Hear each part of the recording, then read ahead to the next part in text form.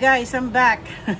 Talagang real the one that I'm really gonna cook today is something that I have to be so sensitive because I'm not from Bicol, but I love to eat it. And every time I eat, remember I told you that I am experimenting. So I saw the vlog of Belgium in cooking this dish. And also, tandaan nyo, nasa Amerika po kami, everything are frozen or everything are dried. So, ang aking is the taro leaves. So, that means, gagawa po ako ng laing. I hope I'll justify it. Okay? Of course, sabi nga kapuso leaves, taro leaves. Most of the time, yung nabasa ko, they have shrimp and pork. And of course, ang coconut milk. Ito lang natitira sa ko, sa aking siling labuyo. Meron po akong ginger, hindi yan kasali ang corn. Sibuyas, bawang. Okay, umpisahan ko na. Umpisahan na natin ang sibuyas. Sarap na sibuyas. Ang masarap ng bango na sibuyas. Sorry, bawang. So, sauteing tapos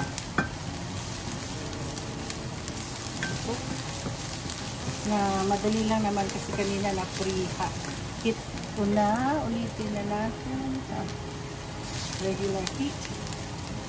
Okay.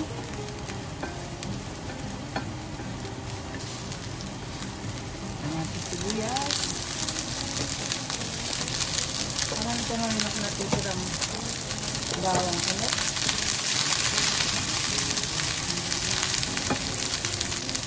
Ayan natin ang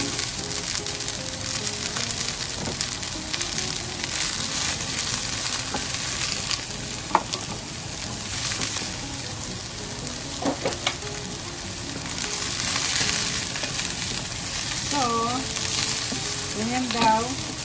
Mix.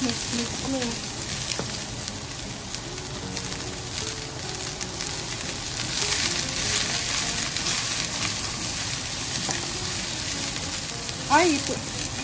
Meron bang kamatis sa Dito wala ang kamatis niya Nabusan ako. Okay. Oh, malapit na ako magkaroon ng kamatis sa garden. Malapit na. Nakita ko kanina. Lagay ko na ako.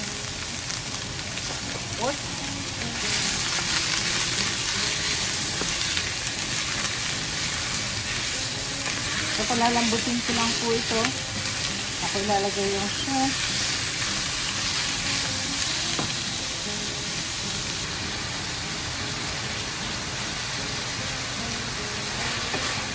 So, lalagyan natin yung shrimp.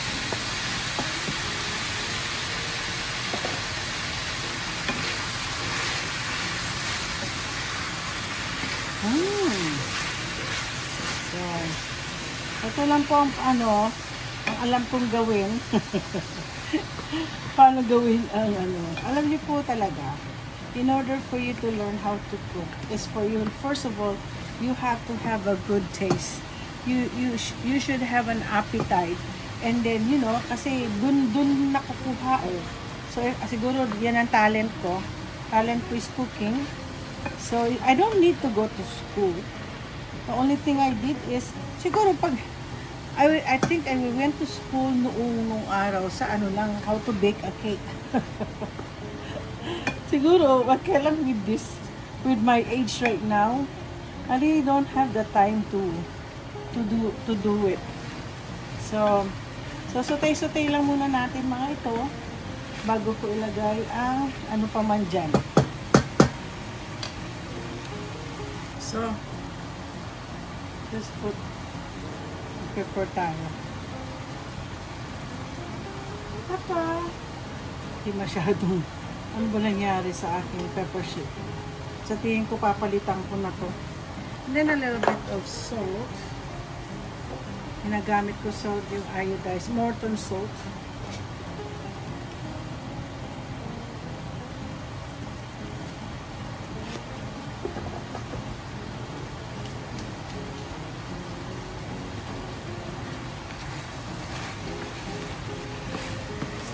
Ayan na po.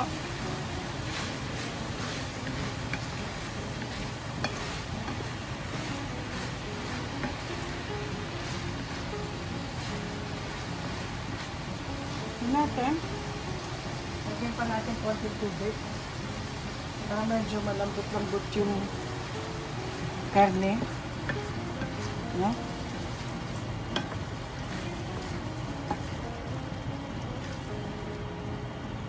Yeah. Lalagyan na natin ang ating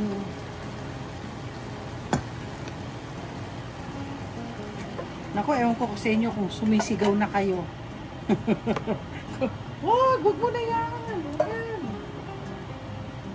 So, lalagay po natin to.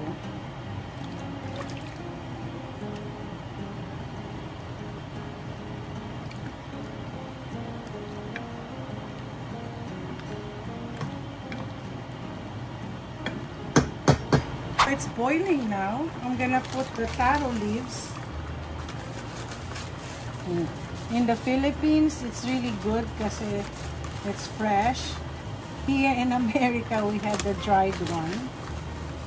Kasi most of the Samoans or Pacific Islanders, they use this. They use also this one kasi they love taro. Marami pala to. Akala ko maliit lang. Oh, yung iba pala hindi ko na gagamitin. Good for one lang pala yung ano ko. Okay. Kung dadagdag pa, dadagdag maganda.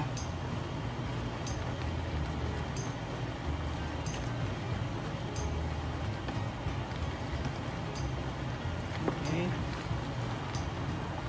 Dagdagan ko, isa pa, marami-rami. Ayan pa kasi yun.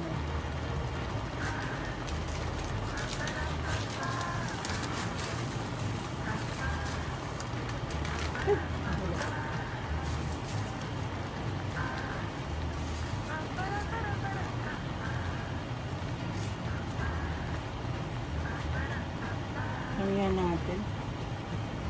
Okay.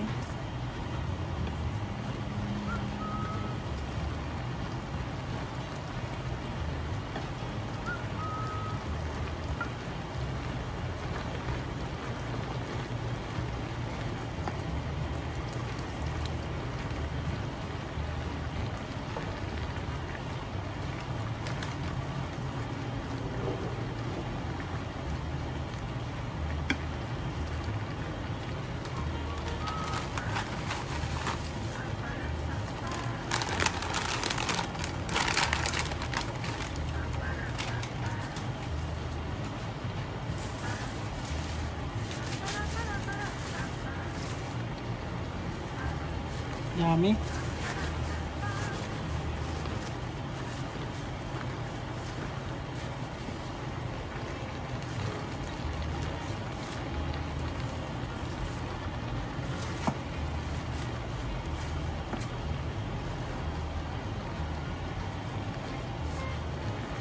Grabe.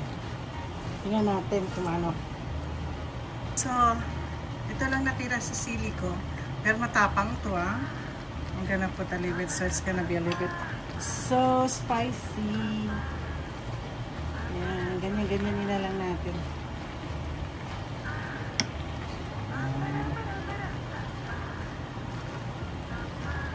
Yan, sarap tingnan Sabi ni Belgian kailangan daw magmamantika para daw ito. So I'll just leave it that way. Na magmamantika pa to. O kasi nga yung sa gata.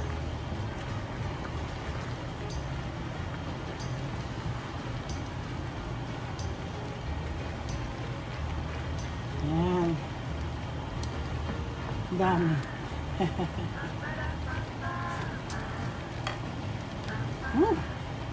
Sarap eh. Kuha ako ng konti. Kuha muna ako ng rice. Masarap kasi ang rice sa sa laing.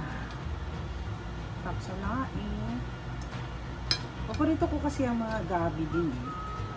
Yung taro. Ito may sili. Ginawa ko pa, nilagyan ko pa ng sili.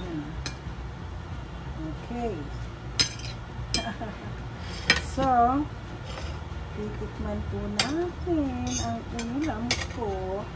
Ang dali lang po. So, let me taste.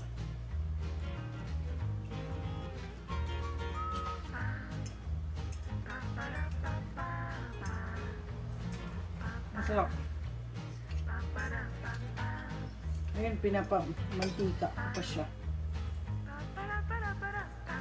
Okay. Don't forget to like and subscribe. Okay. Salamat at you came and watched me. Thank you.